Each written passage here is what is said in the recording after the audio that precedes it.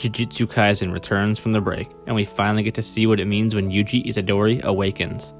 Welcome back, everybody. I hope you're excited for the spoilers this week because we have an absolute juicer on our hands. Without further ado, let's jump right into the chapter. So the chapter opens up with a flashback, and Urame asks Sukuna about Yuji's origins, stating he has an unexplainable power just from the residual cursed energy left within him from hosting Sukuna.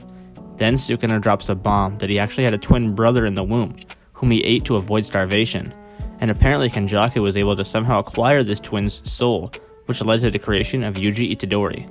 Now, a lot of people online are saying that Sukuna and Yuji are twins, and that Yuji was the reincarnation of the twin's soul, but newer translations from Miyamura suggest it was actually Yuji's father, Jin Itadori, who was born from the twin's soul, and then Kenjaku procreated with him, giving birth to Yuji.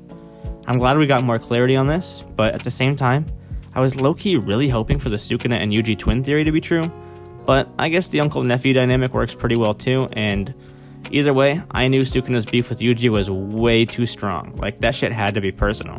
But now we know it's because they're actually family. Urame also wonders if Yuji could possess the same innate potential as Sukuna, but then we return to the present as the battle rages on. Back to the present, Yuji immediately smokes Sukuna with 2 more black flashes. And remember, he just landed one at the end of the last chapter, already bringing him up to 3 consecutive hits after over 100 chapters without a single one. Yuji's pushed back by Sukuna, but he lands on a pillar. But then, he slices the pillar and launches it towards Sukuna. The narrator explains to us that Yuji currently has 2 techniques within him: blood manipulation from the death paintings, and Sukuna's curse technique, Mizushi, or Shrine. Yuji grabs a hold of Sukuna's leg and tries to slice it off using Shrine, but Sukuna quickly launches a barrage of slashes at him in return. Yuji rushes through the slashes, unfazed, and hits Sukuna with another black flash. Sukuna then realizes Yuji has the same curse technique as him, but there's some differences due to the era and the user's individuality. He thinks it's still ridiculous Yuji's able to use it, and since he just learned it, the output of his slashes is pretty low. We get another small flashback, but this time it's with Ino, Gojo, Shoko, and Hijichi. Ino is seeking permission to use Nanami's cursed tool, and he was asking them for permission because they were Nanami's closest friends, and they knew him the best.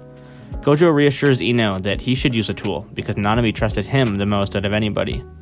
We go back to the present again, and Ino launches his dragon summon to attack Sukuna.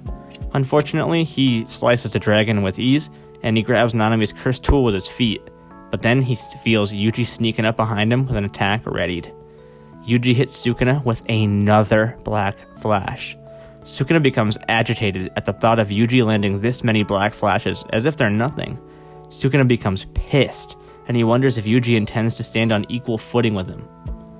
Sukuna destroys the landing they were on, and he tries to punch Yuji the instant they land, but Yuji grabs a hold of his arm and punches him back into a wall. Sukuna starts to launch his barrage of slashes, but he's baffled to see Yuji isn't phased at all, and he continues to march forward. Yuji lands yet another black flash. Sukuna is able to grab hold of his face and he promptly slices it.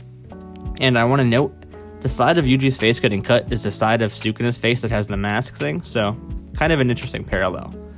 But despite this, Yuji remains locked in, and he lands another black flash. This man is unstoppable right now.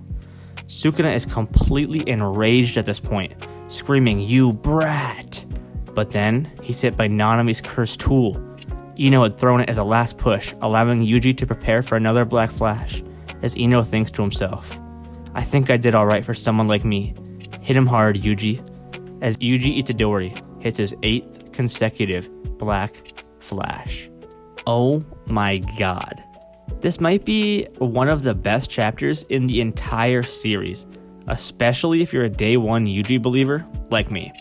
Believe it or not, I've seen people complaining that he's too overpowered now in this chapter, as if they weren't calling him a punch and kick merchant just 2 chapters ago. It's insane. You can't win with everybody though.